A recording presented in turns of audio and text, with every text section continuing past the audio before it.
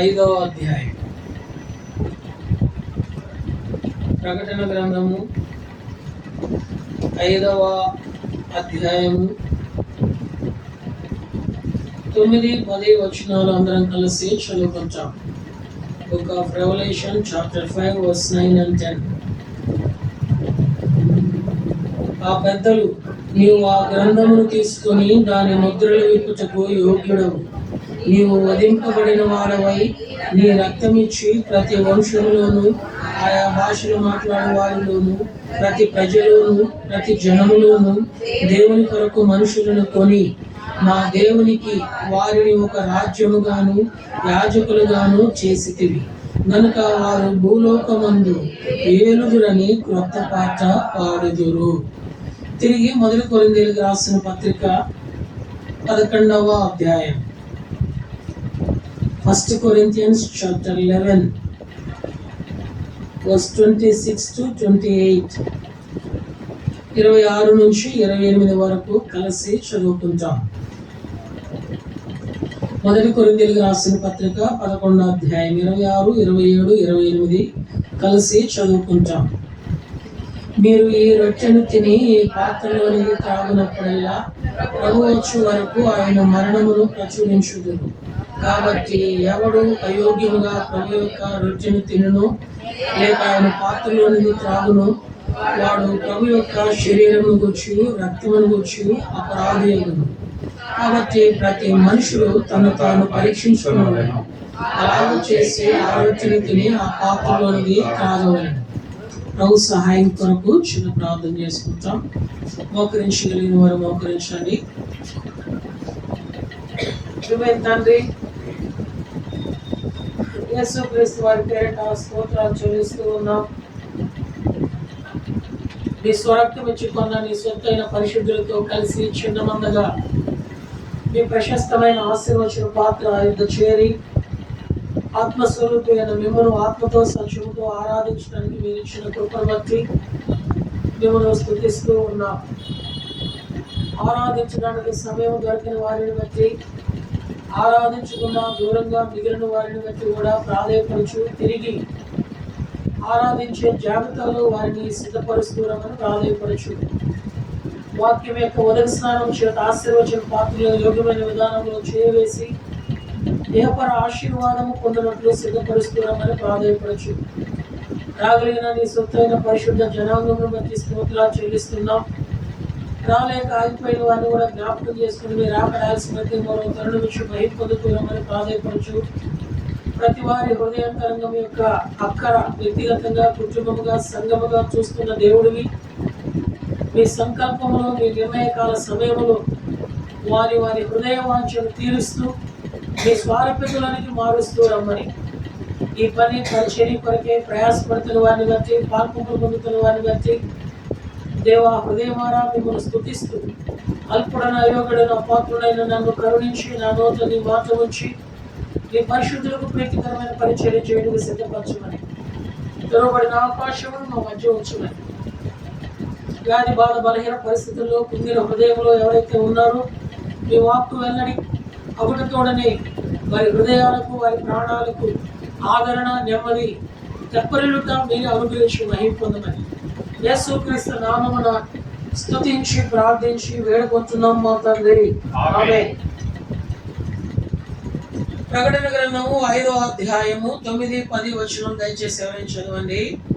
ఆ పెద్దలు, నీవు ఆ గ్రంథమును తీసుకొని దాని ముద్రలను విప్పుటకు యోగ్యుడవు, నీవు వధింపబడిన వాడవై నీ రక్తమిచ్చి ప్రతి వంశంలోను ఆయా భాషలు మాట్లాడు వారిలోను, ప్రతి ప్రజలోను, ప్రతి జనములోను దేవుని కొరకు మనుషులను కొని మా దేవునికి వారిని ఒక రాజ్యముగాను యాజకులుగాను చేసితివి. చాలా మన ప్రభు అయిన దేవుడు సర్వ మానవాళి యొక్క పాప పరిహారము నిమిత్తమై కలువరి శిలువలో ప్రాణము దారపోసి ఆయన ప్రశస్తమైన రక్తం ద్వారా సంఘములో అంగముగా చేర్చుకునేటువంటి తన పరిశుద్ధుల యొక్క ఆరాధనలను ఆఘ్రానించడానికి ఆయన యోగ్యుడై ఉన్నాడు. ఆ దేవుడు ఆరాధనలకు యోగ్యుడుగాను గొర్రెపిల్ల జీవ గ్రంథమందు వ్రాయబడినటువంటి వారి యొక్క పేర్లు ఆ గ్రంథము విప్పి వారికి వారి వారి క్రియలను బట్టి బహుమానం ఇచ్చి తనతో పాటు ఇదే భూమి మీద 1000 ఏండ్ల పరిపాలనలో మధ్యాకాశంలో గొర్రెపిల్ల పెండ్లి విందు తదనంతరము 1000 ఏండ్ల పరిపాలనలో ఇదే భూమి మీద ఏలుబడి చేసేవారిగా క్రొత్త పాట పాడేవారిగా చేయటానికి ఆ దేవుడు యోగ్యుడిగా తన వారి విషయంలో 5 పనులు చేస్తా వచ్చాడు. వాటిని బట్టి మనం ఆయన ఆరాధిస్తూ వచ్చాం. మొదటిది, ఆయన మన కొరకు ఏం చేయమన్నాడు? వధింపబడినాడు. ఈ లోకంలో వదకు తీసుకున్నబడినవన్నీ కూడా పడిపోయి ఉంటాయి. అయితే ఈ వదకు తేబడిన యేసు సింహాసనం ఎదుట 4 జీవుల ఎదుట 24 పెద్దల ఎదుట ఏమై ఉన్నాడు అంటే నిలువబడి ఉన్నాడు. నిన్ను కూడా నిలిపేవాడిగా ఉన్నాడు. రెండవది, ఈయన మన కొరకు ఏమి ఇచ్చినాడయ్యా అంటే ఆయన రక్తమునిచ్చి దుర్నీతిలో ఉన్న మనలను తనకు సమీపస్తులుగా తన నీతిలోనికి చేసి తనతో సమాధానపరిచి తన సంకల్పంలో ఏలుబడి చేసేవారిగా చేస్తూ వచ్చాడు. మూడవదిగా 7 అంతల విజయము ఆయన పొందిన విజయశాలిగా ఉండి నీనా మన జీవితంలో పాపం మీద, లోకం మీద, శాపం మీద, శోధన మీద, శరీరం మీద, మరణం మీద, సమాధి మీద విజయాన్నిచ్చి నిన్నును తన విజయ దుందుబితో ఆ యొక్క విజయశాలితో సమానపరచుకోవడానికి ఆయన నీ కొరకై యోగ్యుడిగా చేయబడుతూ వచ్చినాడు. నాలుగవదిగా ఆయా జాతులలో నుండి, భాషల్లో నుండి, ప్రజలో నుండి, జనములో నుండి నిన్ను కొనుక్కున్నాడు. నీవు ఆయన సొత్తు విలువ పెట్టి మీరు కొనబడిన వాడు. ఆఖరిగా 5వదిగా ఆయన నిన్ను అలా కొని ఖాళీగా అలా ఉంచకుండా ఏదో దేవదూత వలె సామాన్యమైన స్థానము అలా ఇచ్చి ఉంచకుండా దేవదూతను మించినటువంటి స్థానము తన కొరకై రాజులైన యాజకునిగా నిన్ను తన పక్షముగా రాజుగా, రాణిగా, యాజక సమూహముగా చేస్తూ వచ్చినాడు. ఈ 5 కార్యాలు మన ఎడల ఆయన జరిగించినందుకు ఆయన మన ఆరాధనలకు ఏమై ఉన్నాడంటే యోగ్యుడై ఉన్నాడు. ఇప్పుడు ఆశీర్వచన పాత్రలో మనము యోగ్యముగా పాల్పంపులు పొందాలి అంటే ఆరాధనలకు యోగ్యుడైన యేసునందు ఏ రీతిగా మనము యోగ్యమైన వారిగా ఉండాలి అనే కోణంలో మనం ఆ మాటను ధ్యానించడానికి ముందు ఎవరు అయోగ్యులుగా ఉంటారు, ఎవరు యోగ్యులుగా ఉంటారు 2 భాగాలుగా. అయోగ్యులు ఎవరో 5 విషయాలు 10 నిమిషాల వ్యవధిలో చూసుకుని, యోగ్యులు ఎవరో 20-25 నిమిషాల్లో చూసుకుని మన వాక్యాన్ని ముగించుకుంటాం. నెంబర్ 1 నోట్స్ రాసుకున్న పైన హెడ్డింగ్ క్లియర్ గా పెట్టుకోండి. అయోగ్యులుగా ఎవరు ఉంటారు అని అంటే లూకా సువార్త 15వ అధ్యాయం. లూకా సువార్త 15వ అధ్యాయము 19వ వచనం మనకు బాగా పరిచయం అన్నమాట. Doctor Luke chapter 15 verse 19. ఇక మీదట నీ కుమారుడనని అనిపించుకొనుటకు యోగ్యుడను కాను, నన్ను నీ కూలి వారిలో ఒకనిగా పెట్టుకొనమని అతనితో చెప్పుదుననుకొని లేచి తండ్రి వద్దకు వచ్చాను. మొదట ఎవరు అయోగ్యులు అని బైబిల్ సెలవిస్తుంది అంటే ఎవరైతే తండ్రి ప్రేమకు దూరం అవుతారో, ఎవరైతే తండ్రి సంకల్పంలో నుంచి తొలగిపోతారో, ఎవరైతే తండ్రి పనిని ప్రక్కన పెట్టి తన సొంత పనితో దుర్వ్యాపారం చేసుకొని నష్టపోయి, ఎంతగా నష్టపోయినాడంటే ఆ యవనస్తుడు ఏం తినడానికి కూడా అర్హత కోల్పోయాడు. పందులు తినే పొట్టు తినడానికి ప్రయత్నం చేస్తుంటే ఆ పందుల యజమాని సర్లే పోని వీడు కూడా పంది పిల్లలు కొని వాడికి ఆహారం ఇచ్చాడా? తన పందులు తినే ఆహారాన్ని కూడా వాడికి తినడానికి ఒప్పుకోలేదు. అప్పుడు 17లో వాడికి బుద్ధి వచ్చింది. బుద్ధి వచ్చి తండ్రి వద్దకు వెళుతూ 16వ వచనం 17వ వచనంలో పరలోకమందున్న నీకు విరోధముగా నేను పాపం చేసినానని పశ్చాత్తాపంలోనికి వస్తూ ఇప్పుడు అతనేమంటున్నాడంటే నేను నీ కుమారుడుగా ఉండుటకు యోగ్యుడను. ఇప్పుడు దీనిని బట్టి ఎవరు యోగ్యులు కాదు చెప్పండి? నేను ఒక మాటలో చెప్పొచ్చు, తండ్రికి విరోధంగా జీవించేవారు యోగ్యులు కాదు. ఎవరు యోగ్యులు కాదు? Very good, right answer. చెప్పాలా? చెప్తుంటే ఇక్కడ ఉన్నట్టు ఉంటది, చెప్పకపోతే మనం ఎక్కడో ఉన్నట్టు ఉంటది. క్లాస్లో స్టూడెంట్ అది ప్రెసెంట్ ఉంటుంది, కానీ మైండ్ మాత్రం అలా ఉండకూడదు. మనం చెప్పునా అమ్మా, తండ్రి పని నిర్లక్ష్యం, వెరీ గుడ్. పాపము చేసి, వెరీ గుడ్. ఇంకా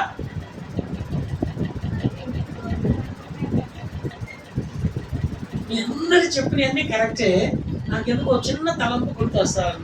ఈ చిన్నవాడు ఇంటిలోనికి వచ్చాక ఆ చిన్నవాడితో నా సంతోషంలో పాలు పుచ్చుకోమన్నాడు. అంటే ఇప్పుడు వాడికి తండ్రి సంతోషము కాకుండా ఏ సంతోషం కావాల్సి వచ్చింది? లోకంలో సంతోషం కావాల్సి వచ్చింది. అందువల్ల ఇప్పుడు ఆ తండ్రికి ఏం కాలేకపోయాడు? యోగ్యుడు కాలేకపోయాడు. ప్రియమైన సోదరి సోదరుడా, నీవు నేను మనం ఎప్పుడు యోగ్యులము కాము అంటే ఆయన సంతోషంలో పాలు పొందకపోతే, ఆయన సంతోషమును మనము సంతోషముగా పొందకపోతే మనం ఈ లోకంలో తండ్రికి ఏమవుతామయ్యా అంటే యోగ్యులము కాదు. ఈరోజు ఈ దినాన మనం ఏ విషయంలో సంతోషాన్ని ఎక్కువ పొందుతున్నాం? ఆయనలోన ఆయనకు వెలుపుట. ఆయనలో సంతోషం పొందితే బడా నమ్మకమైన మంచి దాసుడా, నీవి కొంచెంలో నమ్మకంగా ఉన్నావు గనక నీ వచ్చి నా సంతోషంలో అదే యుగ యుగాలు ఆయనతో పాటు ఏలుబడి చేయటం అంటే. ఇక మిగిలిన మీరు చెప్పినవన్నీ రైట్ ఆన్సర్సే, అవి రాంగ్ అనే అనట్లేదు. అయితే ఒక్క మాటలో మనం జ్ఞాపకం చేసుకుంటే ఎవరు యోగ్యులు కాదయ్యా అంటే తండ్రి సంతోషములో. ఇది నీవు నేను మనం చేయగలిగేది దేవునికి సంతోషకరంగా ఉండేటట్లుగా ఉంటే మనము యోగ్యులం. We are fitness. మనం చేసేది కనుక దేవునికి సంతోషంగా లేకపోతే వీఆర్ ఆల్ ఆర్ అన్ఫిట్. ఆయనకు యోగ్యులము. ఇప్పుడు ఆ సత్యమును ఆ చిన్నవాడు ఎరిగాడు. నేను యోగ్యుడను, ఇక నీ కుమారుడు అనిపించినాను నేను. అందుకని నీ కుమారుడుగా కాదు, నీ పనివాడిగా కూడా కాదు, కూలివానిగా. అయితే ఆ తండ్రి ఎవరైతే అలా సరిదిద్దుకుని ఆయన దగ్గరికి అలా వచ్చేవారిగా ఉంటారో ఆ తండ్రి విషయంలో పరలోకపు ప్రేమ కుమ్మరించేవాడిగా ఉన్నాడు. పందులు తినే పట్టు తినడానికి కూడా వాడు పాత్రుడు కాకపోతే అలాంటి పందులతో పొరలాడుతున్నటువంటి వాడు తండ్రి వద్దకు వస్తుంటే ఆ తండ్రి వారి కొరకు కనిపెట్టి దూరంగా ఉండగానే పరిగెత్తుకుంటూ పోయి వాడిని పట్టుకొని కౌగిలించుకొని ఏం చేసినాడండి? మెడ మీద పడి. ఎందుకు మెడ మీద పడి అన్నాడు? మన దుర్వాసన అంతా మన మెడ దగ్గరే కనపడతా ఉంటుంది. మెడ మీద పడి అంత దుర్వాసనలో ఉన్న ఆ కుమారుడు తిరిగి తన ఒడిలోనికి రావటమే ఆ తండ్రికి సంతోషము కనుక వారిని పట్టుకొని ముద్దాడి తన పనివారితో చెప్పి ప్రశస్తమైన వస్త్రాలు ఇచ్చి తన కుమారుడిగా అధికారం అనుగ్రహించి గొర్రెపిల్లను వధించి విందు చేసి తన సంతోషము అధికించేసుకున్నాడు. కాబట్టి మనము ఎప్పుడు యోగ్యులము కాదయ్యా అంటే ఆయన సంతోషములో ఆదివారము కాకపోతే. నిద్ర లేచిన దగ్గర నుంచి నిద్రపోయేంత వరకు మనం చేసే పని ఏదైనా, నువ్వు చదువుకుంటున్నా, ఉద్యోగం చేస్తున్నా, వ్యాపారం చేస్తున్నా, వ్యవసాయం చేస్తున్నా, కుటుంబ జీవితం కలిగి ఉన్నా, జీవనాధారం ఏమి కలిగి ఉన్నా నీ దైనందిన జీవితంలో నీవు నేను మనము తండ్రి సంతోషంలో పాలివారం అవుతున్నామా, లేక మనము కోరుకునే తాత్కాలికమైన సంతోషంలో పాలివారం అవుతున్నామా? దీనిని బట్టి మనం యోగ్యులమో కాదో బైబిల్ సెలవిస్తుంది. నెంబర్ 1. నెంబర్ 2, రెండోది చూస్తామనండి. 2వ కొరింథీయులకు రాసిన పత్రిక ఫస్ట్ తలంపు ఏంటంటే ఎవరు యోగ్యులు కాదు. మొదటిది, తండ్రి సంతోషంలో పాల్పంపులు పొందిన వారు యోగ్యులు కాదు. అందుకనే ఆ ఇంట్లో ఇంకొకడు ఉన్నాడు, అప్పటికే ఇంట్లో ఉన్నాడు. వాడు ఈ సంతోషంలో పాల్పంపులు పొందిన వాడు ఏం చేశాడు?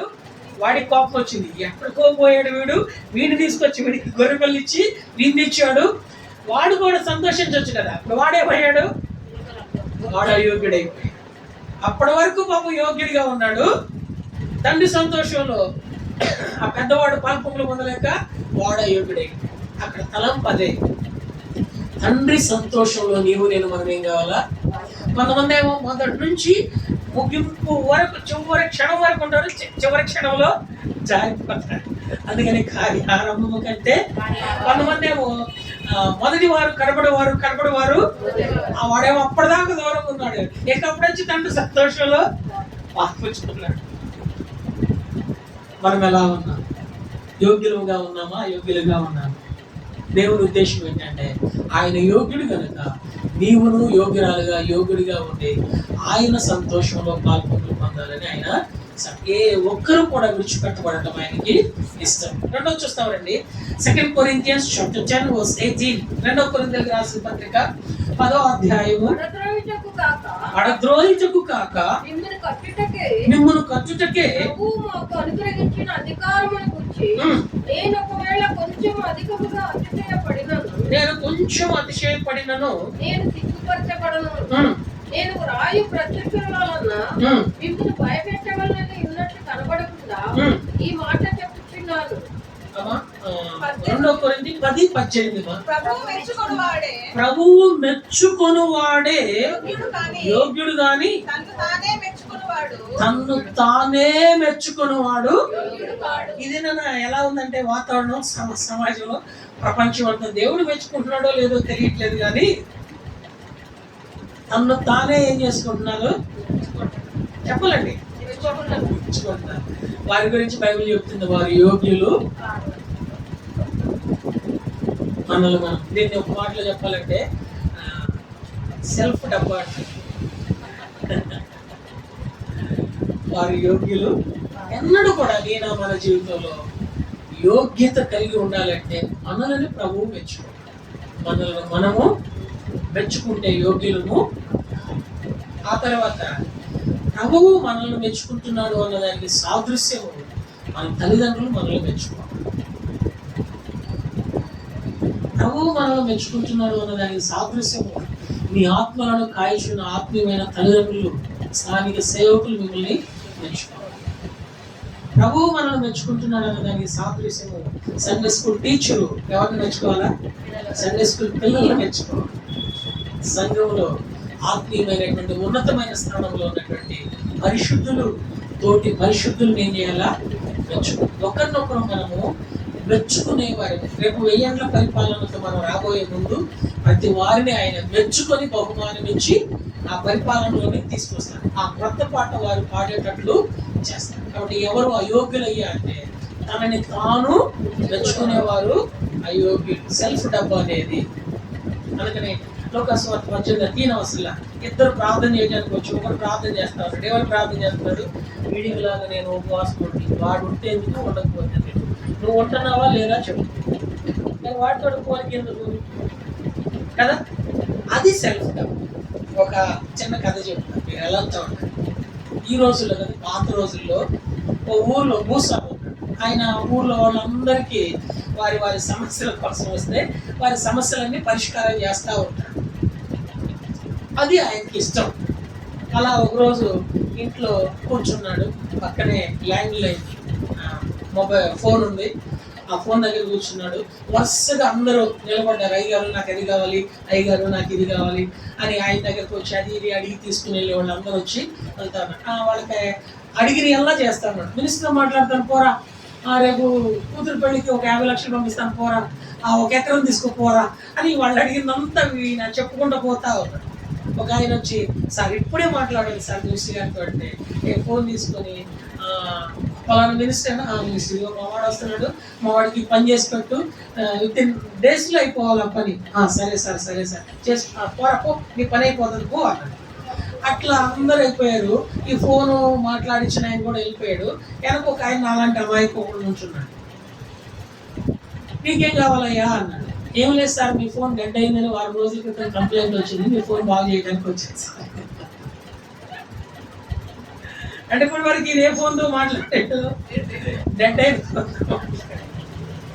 అంటే వచ్చిన వాళ్ళందరి ముందు ఎలాంటి మాటలు అవి?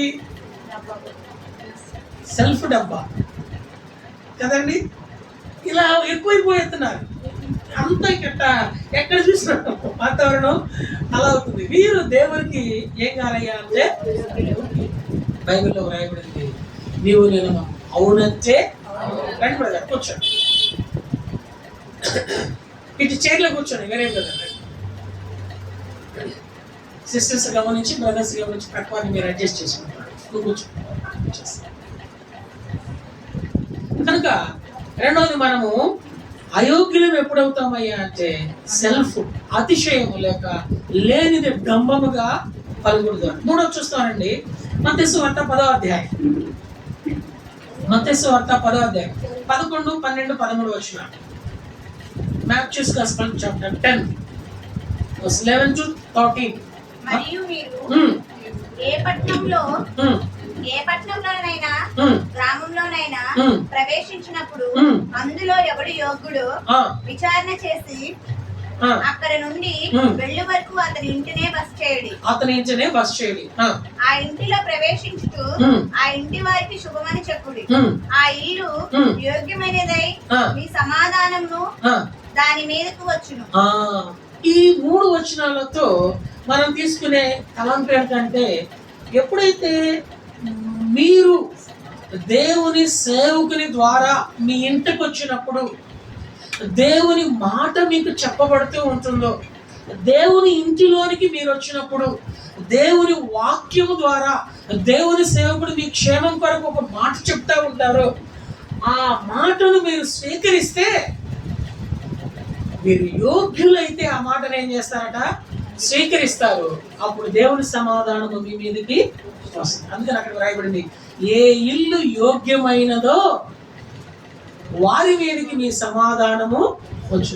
అందుకని మీరు ఏ ఇంటిలోనికి వెళ్ళినా కానీ వారికి మీరేం చెప్పాలంటే శుభమని చెప్పాలి. నీ హృదయం అనే ఇంటికి నీ క్షేమం కోరి దేవుని సేవకుని ద్వారా, అది కూడా దేవుని వాక్యమును ఆధారం చేసుకొని నీ క్షేమం కొరకు ఏ శుభవచనం అయితే నీకు తెలియజేయబడుతుందో ఆ శుభవచనాన్ని నీవు స్వీకరిస్తే, ఆ మంచి మాటను నువ్వు అనుసరిస్తే నువ్వెవరవయ్యా అంటే యోగ్యుడవు. ఒకవేళ అవి స్వీకరించకపోతే అప్పుడు మనం ఎవరమయ్యా అంటే అయోగ్యుడు. అందుకని ప్రతి కుటుంబానికి దేవుని సేవకురాలు ఇంటికి వెళ్ళి కుటుంబము కట్టబడే విధంగా భార్యాభర్తలకి పిల్లలకి సమాధానకరమైన సంగతులు తెలియజేస్తారు. ఆ కట్టబడిన కుటుంబాలన్నిటినీ దేవుని ఇంటిలోకి తీసుకుని వచ్చి సదాకాలము దేవునితో ఉండటానికి సమాధానకరమైన వాక్యాన్ని వారికి అందిస్తారు. ఎందుకంటే ప్రతి వారు కూడా దేవునికి ఎలాంటి వారు కావాలట? యోగ్యమైన వారు. దేవుని ద్వారా ప్రతి వారు శుభము పొందేవారిగా ఉండాలి. కాబట్టి అయోగ్యులు ఎవరయ్యా అంటే, దేవుని మాటను స్వీకరించకుండా, సమాధాన పడకుండా, సమాధానంలోనికి రాకుండా విస్మరించేటువంటి వారు, పెడచెవిని పెట్టేటువంటి వారు అయోగ్యులు. యోగ్యులు ఎవరయ్యా అంటే, చెప్పిన మాటను బట్టి హృదయం అనే ఇంటిలో, కుటుంబం అనే ఇంటిలో, సంఘం అనే ఇంటిలో సమాధానపడి దేవుని యొక్క సకల ఆశీర్వాదము పొందేవారు. 3 విషయాలు చేశాం. మొట్టమొదటి అయోగ్యులు ఎవరు?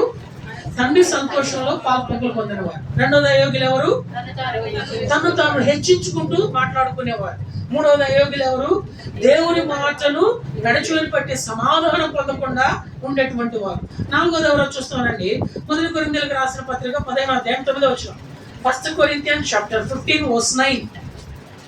1 కొరింథీయులకు రాసిన పత్రిక 15వ అధ్యాయం 9వ వచనం. నేను అపోస్తలులందరిలో తక్కువవాడను. దేవుని సంఘమును హింసించినందున అపోస్తలుడు అనబడుటకు అపోస్తలుడు అయితే అపోస్తలుడు స్థానానికే ఇచ్చాడు. మనల్ని అయితే రాజులైన యాజక సమూహం అనే స్థానంతో తనతో పాటు ఏలుబడి చేసుకునే వారిగా తన సింహాసనం మందు తీసుకుని వచ్చాడు. అయితే పౌలు గారు ఏమంటున్నారంటే, నేను దేవుని సంఘాన్ని ఏం చేశాను?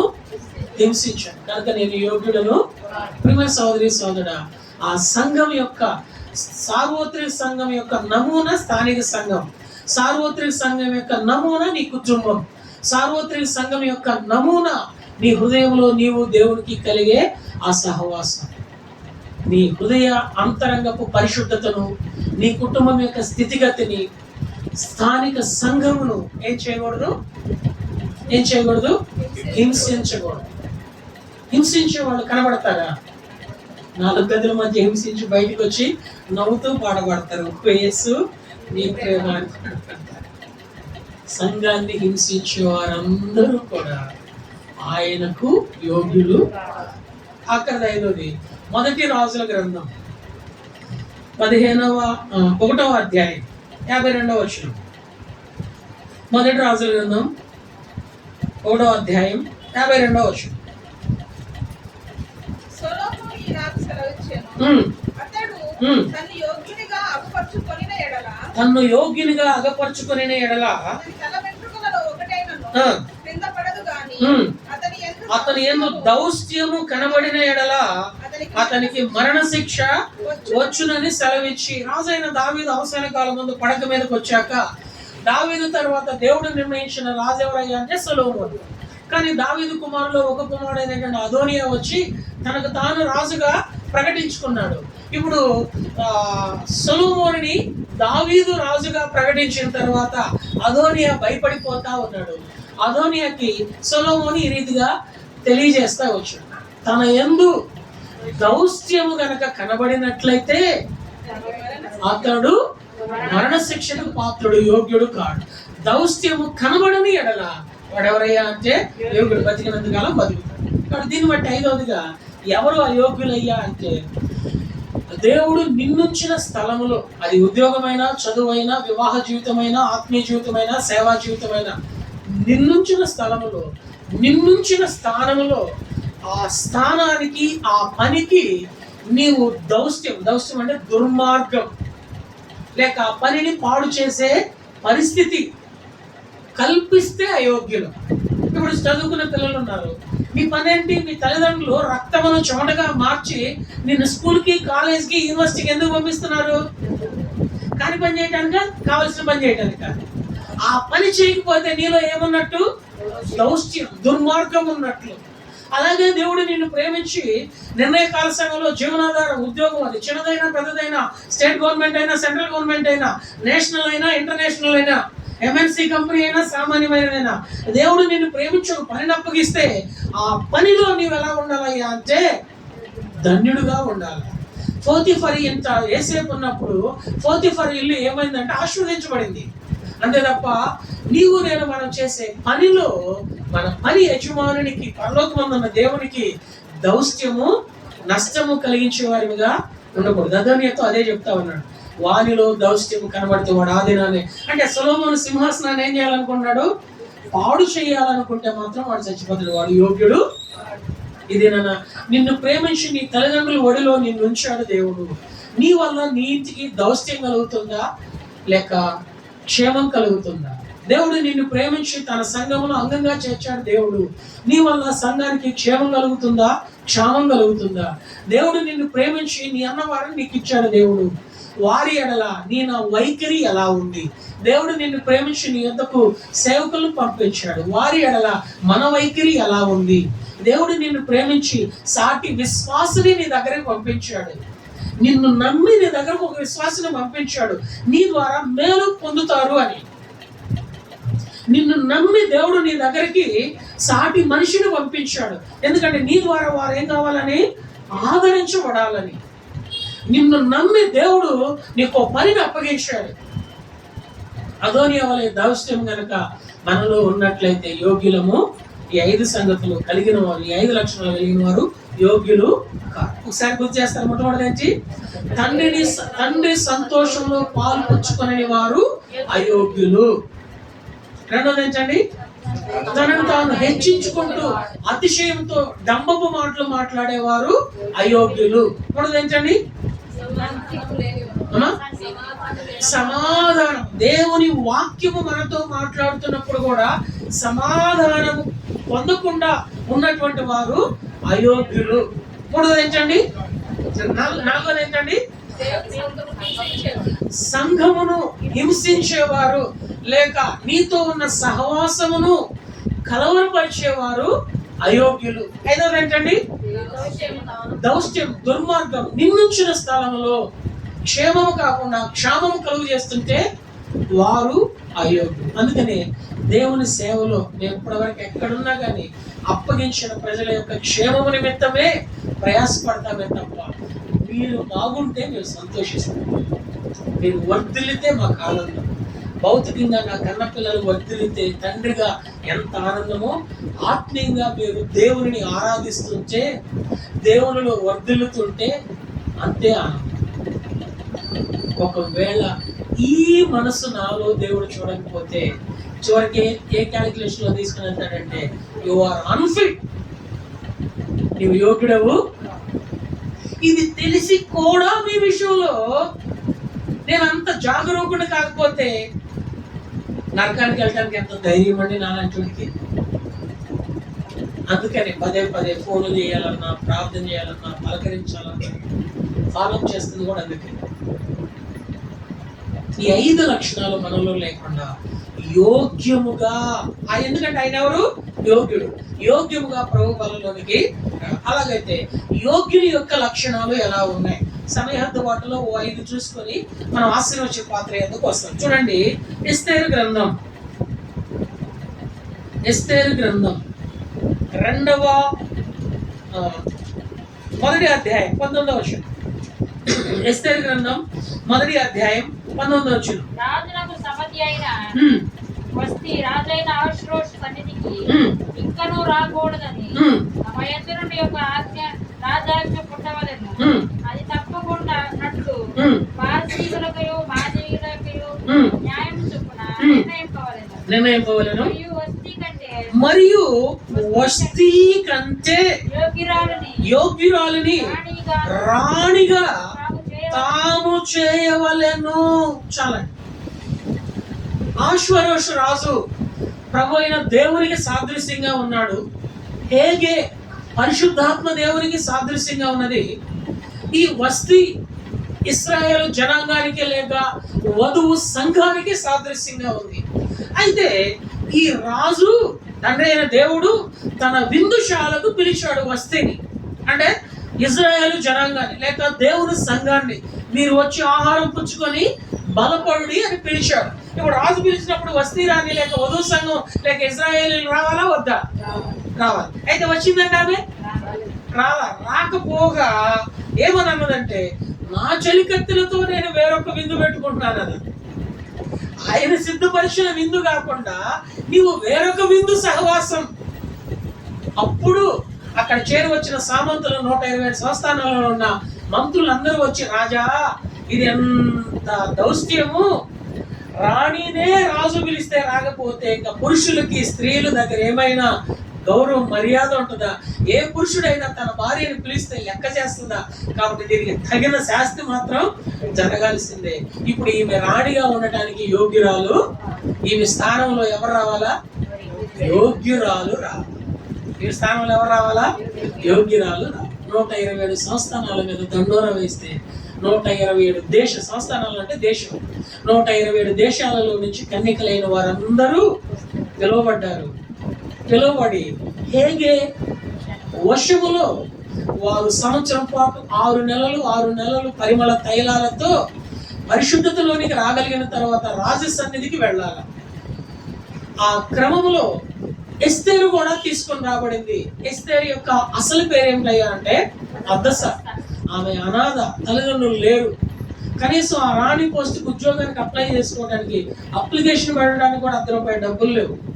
తన పెనతండ్రి అయినటువంటి మొర్దెకై చేత అప్లికేషన్ కొనిపించి అప్లికేషన్ ఫామ్ ఫిల్ చేసేటప్పుడు మొర్దెకై చాలా జ్ఞానం కలిగిన వాడు, దైవభక్తి కలిగిన వాడు, దైవావేశంలో ఉన్నటువంటి వాడు. ఆ ఫామ్ ఫిల్అప్ చేసేటప్పుడు మొర్దెకై అద్దసాకి ఏం చెప్పినాడంటే, అమ్మా నీ పేరు అద్దసా అని రాయి, మాకు నీ పేరేమని రాస్తావంటే ఎస్తేరు అని రాయి. ఎందుకంటే వారు ఈస్టర్ అనే దేవతను పూజిస్తారు.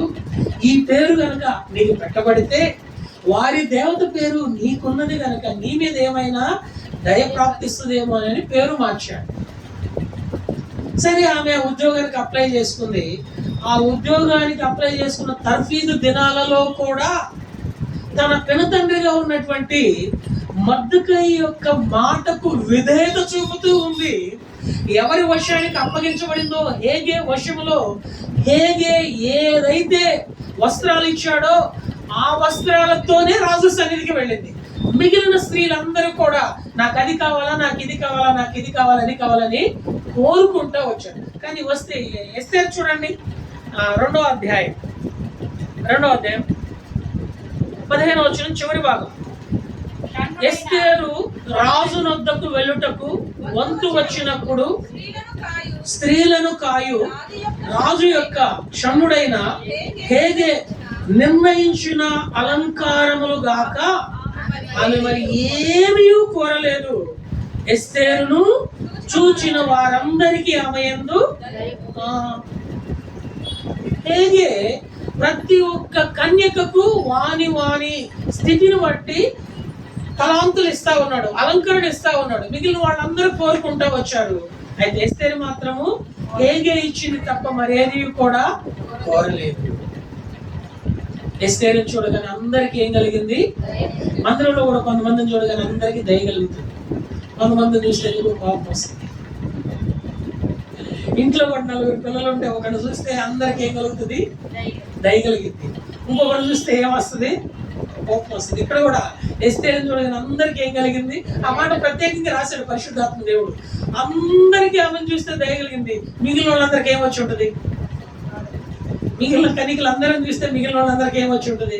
కన్నొంకరలాగా ఉంది, ముప్పొంకరలాగా ఉంది, జడ తక్కువగా ఉంది, మెడ తక్కువగా ఉంది, రకరకాల వంకలు సాకులు పెడతా ఉండేవాడు. కానీ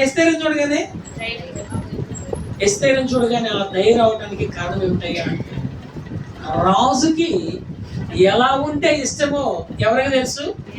హేగేకి తెలుసు. అందుకనే ఈ రాజు ఇష్టపడటానికి హేగే వచ్చిన ప్రతి ఒక్కరికి అలానే ఇస్తా ఉన్నాడు. రాజు ఇష్టపడటానికి వచ్చిన ప్రతి ఒక్కరికి అలానే ఇస్తా ఉన్నాడు. అయితే మిగిలిన సొంత కోరికలు, గొంతుమ కోరికలు కలిగి ఉంటున్నారు. ఎస్తేరు మాత్రము అప్పగించుకుంది గనక అప్పగించుకున్న దాంతోనే ఇదైతే చూపుతావు. యోగ్యురాలు ఎవరయ్యా అంటే, నీ ఆత్మ ప్రాణ దేహంలో ఎవరికి అప్పగించుకున్నావు? దేవునికి అప్పగించుకుంటే దేవుని చిత్తానికి, పరిశుద్ధాత్మ దేవుని వశమునకు నీవు అప్పగించుకున్నట్లు కనుక ఉన్నట్లయితే యోగ్యుడు.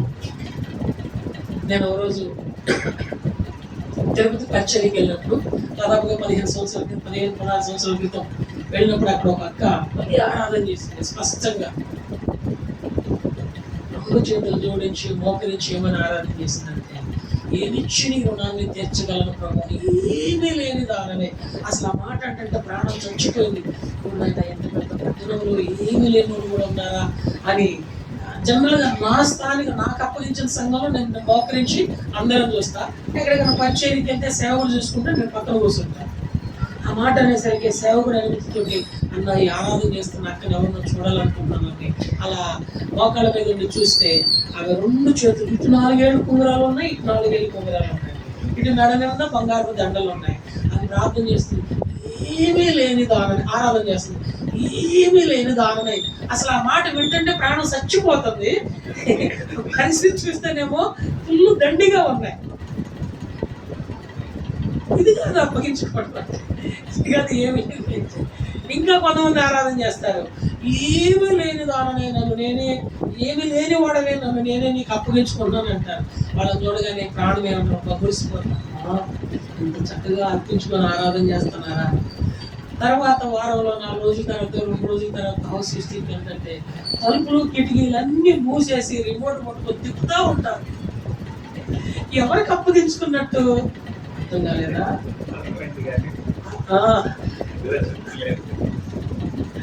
ఇక్కడేమో నన్ను నేనే నీకు అప్పగించుకుంటున్నానని అంటున్నాము. మంచిది, అలా చేయటం, అలా ఆరాధించే పరిశుద్ధులు ఉండటం అనేది శిరస్సు నుంచి నమస్కరిస్తున్నాను. ఇది నిజమా? తర్వాత పోయి మళ్ళా దానికి అప్పగించుకోవడం నిజమా? ఏది నిజం? ఆ 2 నిజమైతే వాళ్ళు ఎవరయ్యా అంటే వస్తీ. వాళ్ళెవరు? వస్తీ. ఎస్తేరు వలె ఉంటే వారెవరు? యోగ్యులు. రాజా, ఇక ఏ పురుషుడు కూడా తన భార్య మాట వినకపోతే ఎంత అవమానం. కనుక యోగ్యురాలు రావాలి. యోగ్యురాలు తన పెనిమిటికి ఎవరయ్యా అంటే కిరీటం. ప్రతి భార్య తన భర్తకు కిరీటంలా ఉండాల.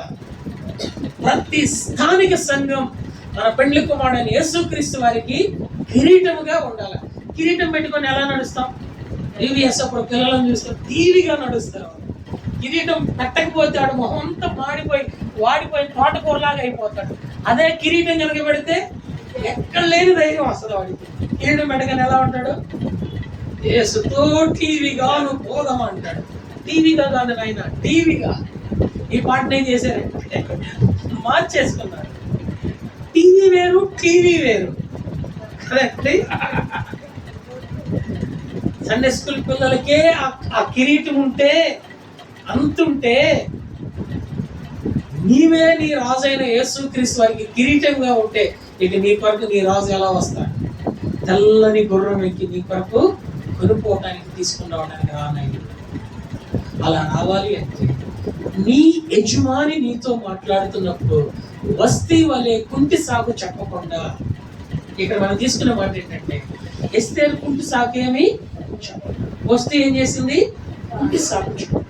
దేవుడు నీతో మాట్లాడుతున్నప్పుడు దేవుని కోసం నువ్వు సాగు చెప్పు, యోగ్యుడు అవుతావు, యోగ్యురాలు అవుతావు. నీ పెండ్లి భర్త నీతో మాట్లాడుతున్నప్పుడు కుంటి సాగు చెప్పొద్దు. శారమ్మ తన యజమానిని ఏమని పిలిచింది? నేనే చెప్పేసి అబ్రహాముని ఏమని పిలిచిందంటే యజమానుడా. అసలు ఆ మాట వింటే అబ్రహాముకి అసలు సంతానము లేదన్న బాధే ఉండేది కాదు. ఇప్పుడు నీ భర్తను ఏమని పిలుస్తున్నావు? నీ భార్యను ఏమని పిలుస్తున్నావు? నిన్ను సృష్టించిన వాడు నీకు పరలోకపు దేవుని ఏమని పిలుస్తున్నావు? యజమానుడు అంటే అర్థం ఏంటి? ఈ సమస్తం ఆయన ఏం చెప్తే చేయడం అంతే కదండి. ఇప్పుడు మన దేవుడు మనకెవరు? దాసుడా యజమానుడా? నిజమేనా? ఆయన చెప్పింది చేస్తున్నావు, మనం చెప్పింది ఆయన చేయాలనుకుంటున్నాం. వస్తీ రాని ఈయన చెప్పింది ఆయన చేయాలనుకుంది, ఎస్తేరు రాని ఆయన చెప్పింది ఈయన చేయాలనుకుంది. అందుకని ఈమెమైంది? యోగ్యురాలైంది. ఆమె ఏమైంది? అయోగ్యురాలైంది. కాబట్టి దేవుడు చెప్పింది చేయాలి. అదే యోహాను సువార్త 2:5 ఒక చిన్న మాట, ప్రపంచానికి ఆశీర్వాదకరమైన మాట. ఆయన మీతో చెప్పినది చేయొద్దు. ఏముంది యోహాను 2:5? ఆయన తల్లి పరిచారకులను చూసి ఆయన మీతో చెప్పినది ఏముంది? చెప్పాలండి, గట్టిగా చెప్పాలా? మీలాంటి ఎవరస్తులు ఆయన మీతో చెప్పినది మనం ఏం చేస్తున్నాం? నాకు వచ్చిన వయసు ఇప్పుడు రావట్లేదు, అందుకే గట్టిగా అడిగింది ఆయన. ఆయన మీతో చెప్పినది చేయటం వల్ల ఏమైందంటే నీళ్లు ద్రాక్షారసంగా మారాయి, చీకటి వెలుగవుతుంది, చేదు తీపి అవుతుంది, రోగం బాగవుతుంది, కొరత తీర్చబడుతుంది, సమృద్ధిలోనికి రాబడుతుంది. నీ హృదయాంతరంగంలో ఉన్న వెలితి, నింద, కొరత, అక్కర ఆశీర్వాదకరంగా మార్చబడాలి అంటే తల్లిదండ్రులు లేని ఓ అనాథ యోగ్యురాలుగా 127 సంస్థానాల మీదకి తీసుకుని వచ్చి 1,50,00,000 మందిని రక్షణలోనికి తీసుకుని రాగలిగింది అంటే ఆమె ఆయన చెప్పినది. మొర్దెకై ఏదైతే చెప్పాడో అది చేసింది, హేగే ఏమైతే చెప్పాడో అది చేసింది, రాజు ఏమైతే చెప్పాడో అది చేసింది, దేవుడు ఏమైతే చెప్పాడో అది చేసింది. అది చేయడానికి ఆమె ఇచ్చిన స్టేట్మెంట్ ఏంటంటే if I perish I have perish, నేను నశించినను నశిస్తాను. కానీ దేవుని ప్రజలు మాత్రం రక్షణలోనికి రావాలి, ఆశీర్వాదంలోనికి రావాలి. నీవు దేవుని కొరకు ఏం కావటానికైనా సిద్ధపడు. దేవుడు నీకిచ్చిన తలాంతు కొరకు, దేవుడు నీకిచ్చిన కుటుంబం కొరకు, దేవుడు నీకిచ్చిన పని కొరకు, దేవుడు నిన్నుచ్చిన ఆ పని పరిచర్య కొరకు వస్తీరాని వలె కాక ఎస్తేరు వలె పరిశుద్ధాత్మ దేవునికి అప్పగించుకున్నట్లయితే నీవు నేను మనం ఎవరమయ్యా అంటే యోగ్యులు. రెండో వాళ్ళని చూస్తామండి. రూతు గ్రంథం 3వ అధ్యాయం 10వ వచనం. రూతు గ్రంథం 3వ అధ్యాయం 10వ వచనం, పేజ్ నెంబర్ 221. నా కుమారి నీవు యెహోవా చేత దీవెన నొందిన దానవు, కొద్దివారినే గాని గొప్పవారినే గాని యవనస్తులను నీవు వెంబడింపక ఉండుట వలన నీ మునుపటి సత్ప్రవర్తన కంటే వెనుకటి సత్ప్రవర్తన మరి ఎక్కువైనది. చదువు. కాబట్టి నా కుమారి భయపడకుము, నీవు చెప్పినదంతయు నీకు చేసేదను, నీవు యోగ్యురాలవని నా జనులందరూ ఎరుగుదురు. రెండవ ఆమె యోగ్యురాలు ఎవరయ్యా అంటే రూతు.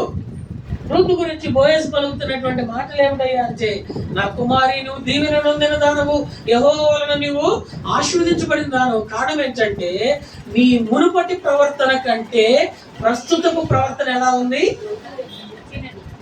మునుపటి ప్రవర్తన కంటే ప్రస్తుత ప్రవర్తన ఎలా ఉంది చెప్పాలండి? మరి ఎక్కువైనది. నీవు కొద్దివారినే గాని పెద్దవారినే గాని యవనస్తులను గాని ఏం చేయట్లేదు, వెంబడి. ఈ దినాన లోకం తీరు చూడండి ఎలా ఉందంటే, ఉంటే మంచి హైఫై ఉన్న వాళ్ళని ఫాలో అవుతారు, లేకపోతే యవనస్తులను ఫాలో అవుతారు, లేకపోతే ఏ గూటి పక్షులు ఆ గూటికే కదా అన్నట్టు వాళ్ళు ఫాలో అవుతారు. ఇది అలా లేదు. ఇది నీవు నేను మనము కొద్దివారినైనా గొప్పవారినైనా ముఖ్యంగా యవ్వనులను మనం ఏం చేయకూడదు, వెంబడించకూడదు. ఎందుకంటే యవనస్తుల యొక్క ఆలోచన, యవ్వన బలం దేవునికి అవసరం. కానీ యవనస్తుల యొక్క ఆలోచన ఎలా ఉందంటే లోకం యొక్క పోకడలో ఉన్నది. అయితే రూతు కొద్దివారిని గాని యవ్వనులను గాని పెద్దలను గాని వెంబడించట్లేదు. మునుపటి ప్రవర్తన కంటే నేటి సత్ప్రవర్తన కలిగి ఉన్నది. దీన్ని మనకు అన్వయించుకున్నట్లయితే రక్షింపబడక మునుపు కంటే రక్షింపబడిన తర్వాత ఎలా ఉన్నదయ్యా అంటే సత్ప్రవర్తన.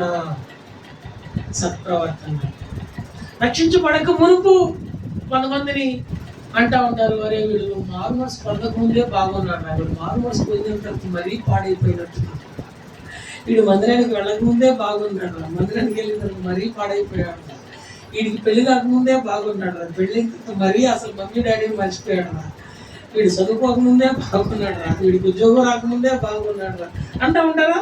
ఇప్పుడు విన్నారా లేదా? వీడి సేవకు రాకముందే బాగుంటున్నాడు, సేవకు వచ్చాక ఏమేం తప్పు కదా, అందరూ ఉన్నారు. రూత్ అలా లేదు. రూత్ ఎలా ఉంది? మునుపటి ప్రవర్తన కంటే నేటి. నిన్నటి దినాన నీ నా జీవితంలో దేవుడు ఏం అనుమతించాడో జరిగిన దాని గురించి నీవు నేను మనం చింతించొద్దు. అవి తిరిగి వెనక్కి రానే రావు. మనం నిన్నటి వారము, నిన్న నీ నా జీవితంలో జరిగింది రాదు, కానీ రేపు దేవునిది కనుక ఈ రోజు నువ్వు నేను దేవుని చేతిలో పొందగలిగితే, దేవునికి అప్పగించుకోగలిగితే, నీ నా ప్రవర్తనను దేవునికి అప్పగించుకోగలిగితే, నా కుమారి రూతు నువ్వు ఎవరయ్యా అంటే యోగ్యురాలు. నిన్న నీకు జరిగిన నష్టాన్ని బట్టి, నిన్న నీకు వచ్చిన కష్టాన్ని బట్టి, నిన్న నీ జీవితంలో సంభవించిన వేదనను బట్టి, దుఃఖాన్ని బట్టి, చీకటిని బట్టి, అప్పును బట్టి, రోగాన్ని బట్టి, సమస్యను బట్టి, చెప్పుకోలేని పరిస్థితిని బట్టి నేడు నీ ఆత్మీయ స్థితిని దేవుని యొక్క ప్రవర్తన ఎలా కలిగి ఉంటున్నావు? వాస్తవానికి ఆమె స్థితి ఎలాంటిది అంటే, చిన్న వయసులో పెనిమిటిని కోల్పోయింది రూతు. ఓర్ప అయితే వెళ్ళిపోయింది మోయాబు దేశానికి. అయితే నిన్నటి జీవితం, ఆ గత జీవిత దుఃఖములో ఈ రూతు బాధించబడట్లేదు, కానీ పరలోకపు బోయజ్ అయిన ప్రభువైన యేసుక్రీస్తు వారి ఎదుట తన ప్రవర్తనను యోగ్యముగా ఉంచుకుంది. జనులందరూ యోగ్యురాలని ఎంచారు, ఆమెను దీవించారు, ఆమె ఆశీర్వదించబడింది, యేసుక్రీస్తు వంశావళిలోనికి తీసుకొని రాబడింది. కాబట్టి రెండోది ఏమిటయ్యా అంటే ప్రవర్తన. నిన్నటి కంటే ఈ రోజు మన ప్రవర్తన బాగుండాలి. మొదటిది ఏంటి? విధేయత.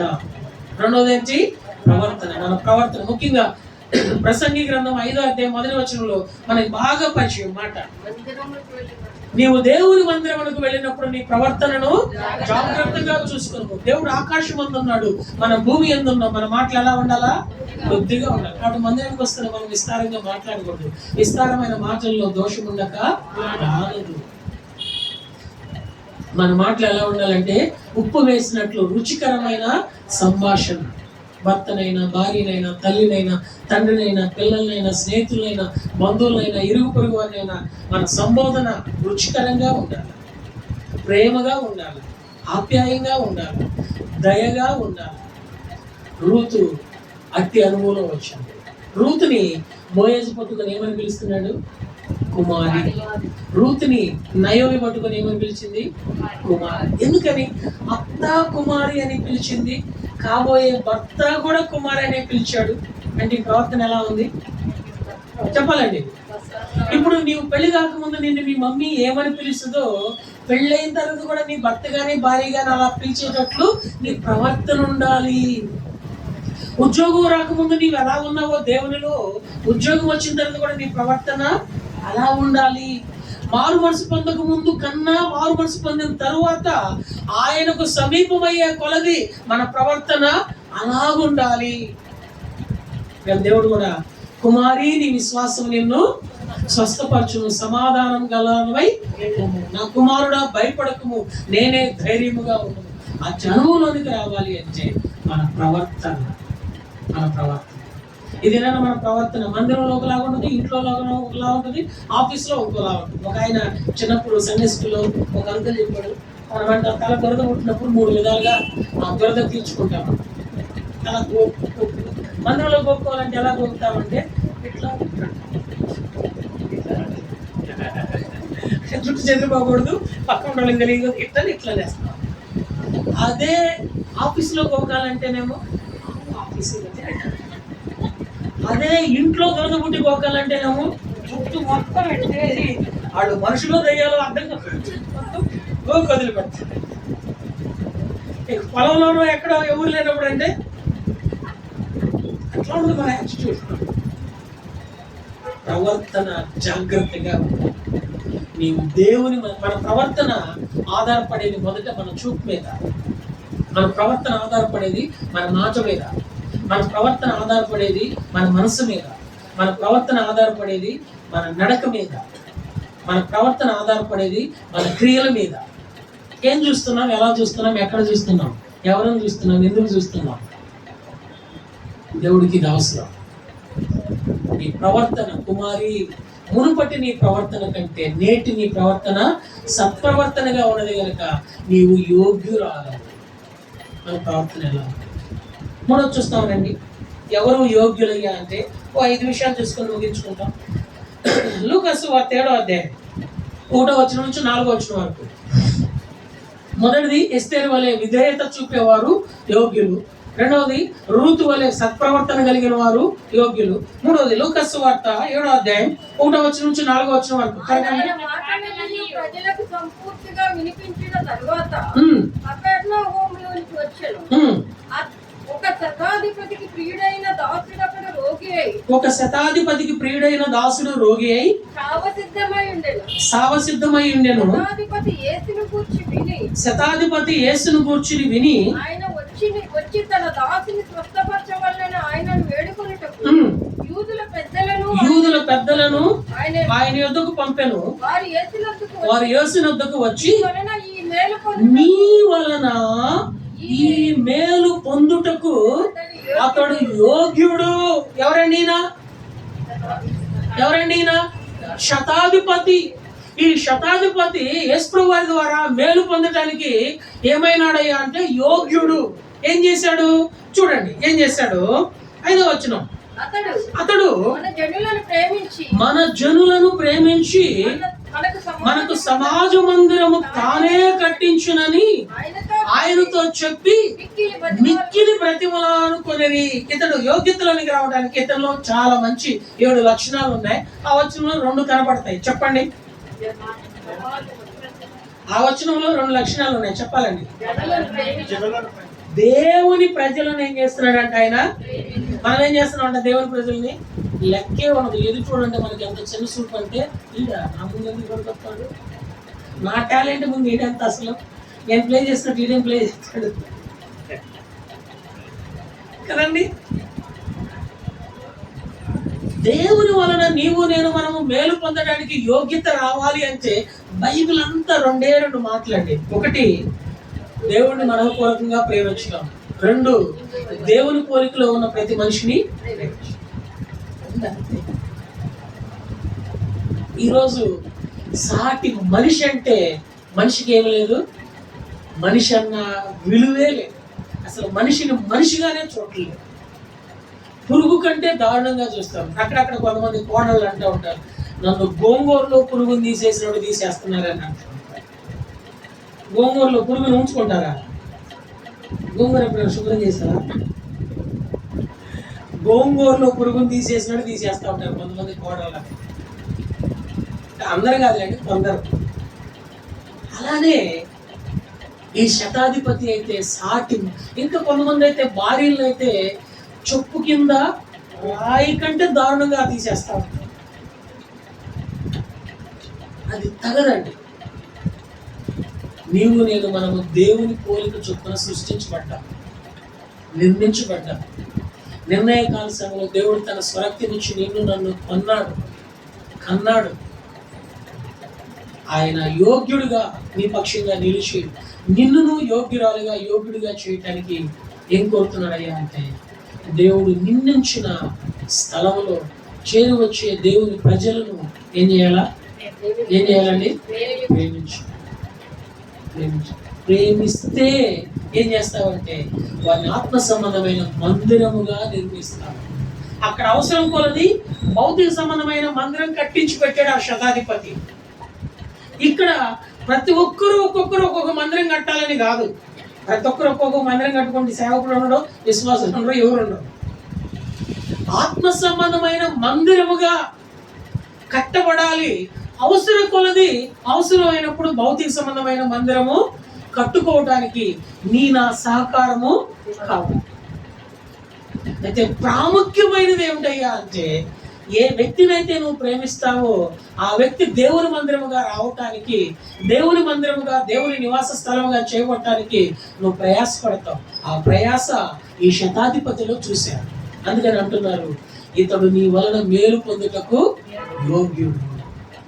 కాబట్టి మూడోది ఏంటంటే, దేవుని ప్రేమించినట్లు దేవుడు నీకిచ్చిన వారిని ప్రేమించుటలో భద్రురాలుగా ఉన్నట్లయితే నీవెవరు అవుతాయా అంటే యోగ్యుడు అవుతావు. అలా ప్రేమిస్తున్నావు అంటే వారిని దేవుని మందిరముగా భావిస్తావు. అక్కడ కొలది దేవుని మందిరము నిర్మాణంలో నీ వంతు నీవు పాల్గొంటున్నావు. 4-5 చదువుకొని ఆశీర్వచన పాత్ర ఎందుకు వస్తాము. 4 చూస్తాం రండి. 1 తెస్సలోనికలకు రాసిన పత్రిక 2వ అధ్యాయము 1వ వచనం నుంచి 4వ వచనం వరకు. 1 తెస్సలోనికలకు రాసిన పత్రిక 2వ అధ్యాయం 1 నుంచి 4 వరకు. సహోదరులారా, మీ యొక్క మా ప్రవేశము వ్యర్థము కాలేదు. కానీ మీరు ఎరిగినట్లే మేము ఫిలిప్పులో ముందు శ్రమపడి అవమానం పొంది ఎంతో పోరాటంతో దేవుని సువార్తను మీకు బోధించుటకై మన దేవుని యందు ధైర్యము తెచ్చుకుంటామని మీకు తెలియను. ఏలయనగా మా బోధ అపవిత్రమైనది కాదు, మోసయుక్తమైనది కాదు, కానీ సువార్తను మాకు అప్పగించుటకు యోగ్యులమని దేవుని వలన ఎంచబడిన వారమై మనుషులను సంతోషపెట్టు వారము కాక మన హృదయములను పరీక్షించు దేవునే సంతోషపెట్టు వారమై బోధించుచున్నాము.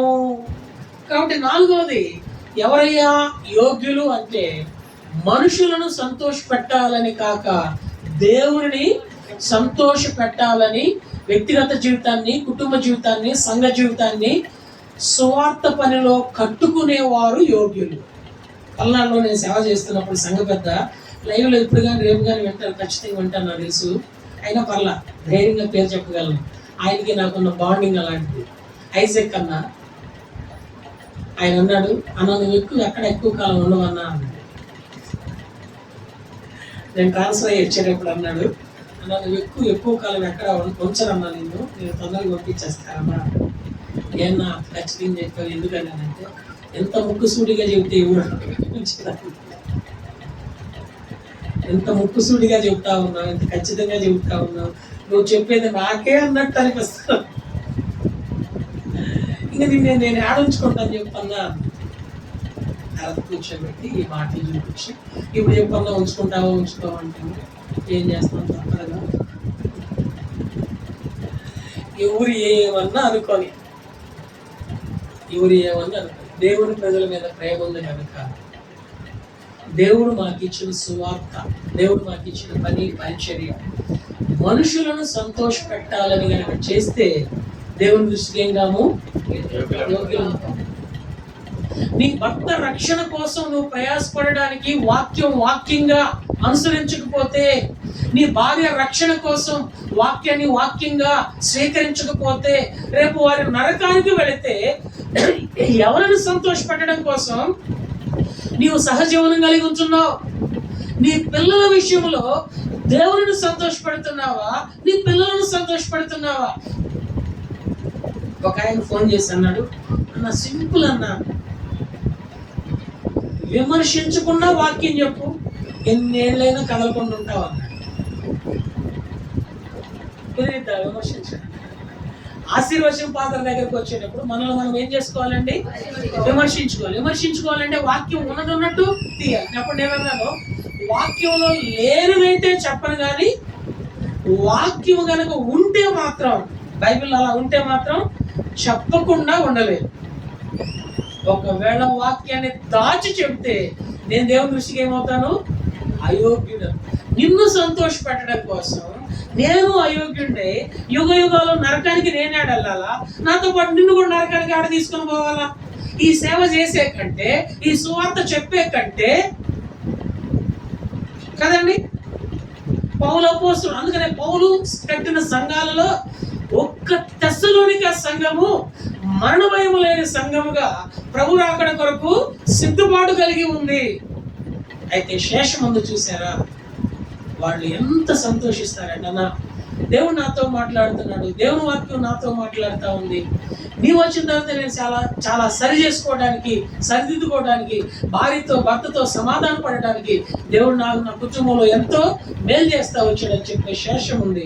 ఆ శేషం కోసం ఎంతమంది చేత నిందించబడటానికైనా, ఎంత శ్రమ అనుభవించడానికైనా, ఎంత బాధ భరించడానికైనా పౌలు ఇష్టపడినట్లు దైవజనుడు సింగారు ఇష్టపడ్డాడు. ఆ జత పని వారిగా తోటి వరుసలో అకాలంలో పుట్టిన అయోగ్యుడైన నన్ను కూడా దేవుడు యోగ్యుడిగా ఇలాంటి పరిశుద్ధులకు ప్రీతికరమైన పరిచర్య చేయడానికి ఇదేనా మన గొంతులో ఊపిరిచ్చున్నాడు. నీవు నీ ఇంటి వారిని ప్రేమించావు అంటే నీ ద్వారా నీ ఇంటి వారు ఎవ్వరు కూడా ఎక్కడికి వెళ్ళకూడదు? నరకానికి వెళ్ళకూడదు. కనుక వారికి వాళ్ళను సంతోషపెట్టే భక్తి కాదు, కానీ ఎవరిని సంతోషపెట్టే భక్తి చేయాలా? దేవుని సంతోషపెట్టే భక్తి చేయాలి. నీ భక్తి నీకు ధైర్యం పుట్టిస్తుంది. నిర్ణయకాల సమయంలో నీ అన్న వారిని దేవుని ఇంటి వారిగా మారుస్తుంది. నేను దినాన్ని వచ్చి అక్క అంటది యోగనని పట్టుకొని, ఇంకా యథార్థతను వదలవంటవయ్యా, వదిలిపెట్టి దేవుణ్ణి దూషించి చావు అన్నాడు. అయితే ఆయన మాత్రం దేవుని కొరకు మనుషులను సంతోషపెట్టడానికి, ముఖ్యంగా తన ఇంటి వారిని సంతోషపెట్టడానికి ఇష్టపడలేదు, కానీ ఆ యథార్థతను కాచుకొని ఉండడం ద్వారా 42:12 వ్రాయబడింది, రెట్టింపు ఆశీర్వాదము. కాబట్టి ప్రియమైన సోదరుడు సుధీర్ అన్న, నీ జీవితంలో దేవుని సంతోషపెట్టే వ్యక్తిగా ఉండడం ద్వారా పౌలు వలె దేవుడు నిన్ను నీ యవన వల్ల నీ దేవుని యొక్క రాజ్య విస్తరణ కొరకు వాడుకోవడానికి ఇష్టపడుతున్నాడు. దేవుడు నిన్ను కోరుకుంటున్నాడు. ఆ కథ ఏదో చూసుకుంటామండి. మొదటిది ఎస్తేరు వలె విధేయత చూపడం ద్వారా, రెండవది ఋతు వలె సత్ప్రవర్తన కలిగి ఉండడం ద్వారా, మూడవది శతాధిపతి వలె దేవుని ప్రజలను ప్రేమించి ఆత్మ సంబంధమైన మందిరముగా అక్కర కొలది భౌతిక సంబంధమైన మందిరం నిర్మాణంలో సహకరించడం ద్వారా, నాలుగవది అపోస్తలుడైన పౌలు వలె దేవుని సంతోషపెట్టే వారిగా, ఇంటి వారి రక్షణ కొరకు, సకల జనుల యొక్క రక్షణ కొరకు సువార్త ప్రకటించే వారిగా. ఆఖరి 2వ తెస్సలోనికలకు రాసిన పత్రిక 1వ అధ్యాయం 5వ వచనం. 2వ తెస్సలోనికలకు రాసిన పత్రిక 1వ అధ్యాయం 5వ వచనం. శ్రమ అనుభవించుచున్నారు, ఆ దేవుని రాజ్యమునకు మీరు యోగ్యులని ఎంచబడు నిమిత్తము మీరిట్లు ఓర్చుకునుట దేవుని న్యాయమైన తీర్పునకు స్పష్టమైన సూచన అయి ఉన్నది. ఓ ప్రియమైన సోదరి సోదరుడా, 5వదిగా మనము యోగ్యులమని ఎంచడానికి 5వ కారణం ఏమిటయ్యా అంటే, దేవుని రాజ్యము కొరకు, దేవుని రాజ్యం కట్టేదాని కొరకు మనలో ఏముండాలా? శ్రమ పడడానికి సహనం ఉండాలి, ఓర్చుకోవాలి. శ్రమ పడడానికి ఏముండాలండి? ఓర్చుకోవాలి. దేని కొరకు? ఏం కట్టేదాని కొరకు? దేవుని రాజ్యము కట్టడానికి. ఆకాశ మహాకాశంలో కట్టజాలని దేవుడు, ఆ దేవునికి ఒక రాజ్యం ఉంటే ఆ రాజ్యము కట్టే పనిని ఎవరికి ఇవ్వడానికి ఇష్టపడ్డాడు? ఎవరికి ఇవ్వడానికి ఇష్టపడ్డాడు? ఎవరికి ఇవ్వడానికి? చెప్పాలి, మీరు చెప్పాలా? చెప్తా ఉంటే జవాబు బయటకు వస్తుంది. ఎవరికి ఇవ్వడానికి ఇష్టపడ్డాడు?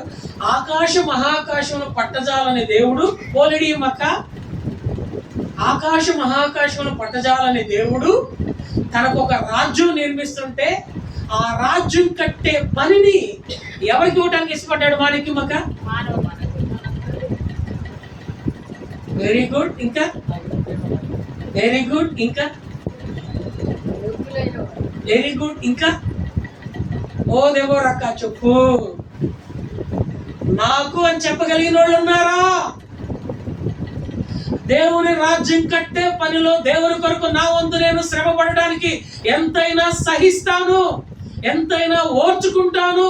ఆ పనిని దేవుడు నాకు అప్పగిస్తున్నాడు. ఇదిగో నేనున్నాను ప్రభువా అని చెప్పగలిగిన వారు ఉన్నారా? నువ్వు డూప్లెక్స్ ఇల్లు కట్టుకోవాలనుకోండి, ఆర్కిటెక్చర్ దగ్గరికి వెళ్తావా అడవా? ఇంజనీర్ దగ్గరికి వెళ్తావా అడవా? మంచి బేల్దార్ మేస్త్రిని తెస్తావా తేవా? కావాల్సిన మెటీరియల్ అంతా అందరిని అడుగుతావా అడగవా? కానీ దేవుడు తన ఇల్లు కట్టుకోవడానికి, తన రాజ్యం కట్టుకోవడానికి దేవుని కొరకు సహించే నిన్ను కోరుకుంటున్నాడు. ఆర్కిటెక్చర్ను మించిన వారివని దేవుడు నిన్ను ఎంచుకున్నాడు. బిల్డర్ను మించిన వారివని దేవుడు నిన్ను ఎంచుకున్నాడు. దేవదూతల కంటే శక్తి కలిగిన వారివని దేవుడు నిన్ను ఎంచుకున్నాడు, నిన్ను నమ్మాడు. అదే మన మనజుడు ఒక 2వ దశలోనికి రాసిన పత్రిక 1:5 దేని కొరకు మీరు శ్రమ పడుచున్నారో ఆ దేవుని రాజ్యమునకు ఎంచబడు నిమిత్తము దేవుని న్యాయమైన తీర్పునకు స్పష్టమైన. కాబట్టి దేవుని రాజ్య సంబంధిగా ఆ దేవుని రాజ్య నిర్మాణములో పాలువారివి కావటానికి దేవుని కొరకు శ్రమ అనుభవించడంలో మనకి ఏముండాలా? సహనము, ఓర్పు. ఎవరైతే దేవుని కొరకు ఇచ్చే సహనము, ఓర్పు కలిగి ఉంటారో వారు దేవునికి ఎవరట? యోగ్యులు. అయోగ్యులు 5 చూసాం, యోగ్యులను 5 చూసాం. ఒకసారి రిపీట్ చేసుకుంటే నిద్రపోయింది ఆశీర్వచన పాత్ర దగ్గరికి యోగ్యంగా రాగలుగుతాం. నిద్రతో వస్తాం బాగదు కదా. అయోగ్యులు ఎవరు? మొట్టమొదటి చూసేనా చెప్పండి, చూసి చెప్పండి. మొట్టమొదటి ఏంటండి? ఆయన సంతోషంలో పాల్పుచ్చుకొనని వారు అయోగ్యులు.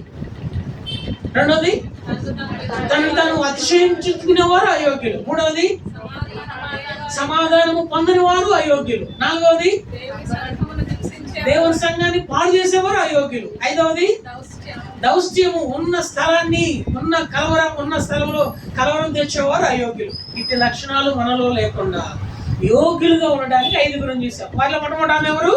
ఎస్తేరు. ఎస్తేరులో ఏముంది? విధేయత ఉంది.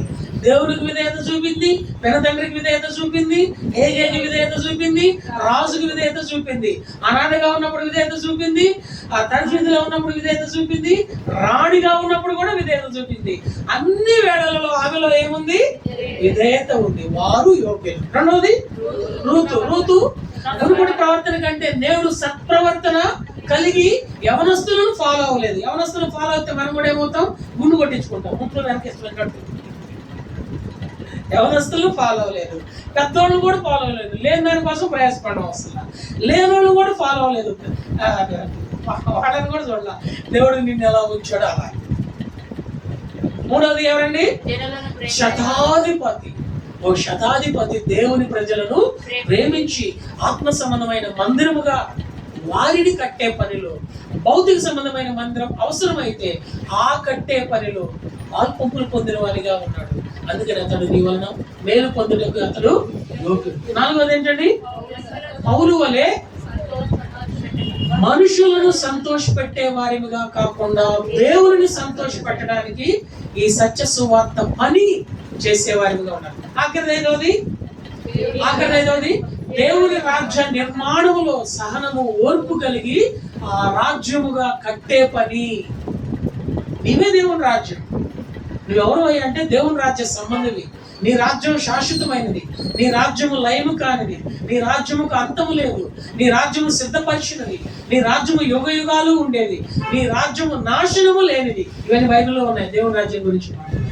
నీ రాజ్యము ఎలాంటిదయ్యా అంటే దగదగ మెరుస్తున్నటువంటి నూతన యెరూషలేము నీ రాజ్యం. ఆ రాజ్య సంబంధిగా యోగ్యులుగా ఉన్నామా? అయోగ్యత కలిగి ఉన్నట్లయితే వాక్యపు వెలుగులు ఆత్మ పరిశీలన కలిగి క్షమాపణ పొంది యోగ్యముగా ఆశీర్వచన పాత్రలో చేయలేయ బద్దులం. మన తీర్మానం ఏంటి? మోకరించండి, ప్రార్థన చేసుకుని ఆశీర్వచన పాత్ర ఎందుకు వస్తుంది.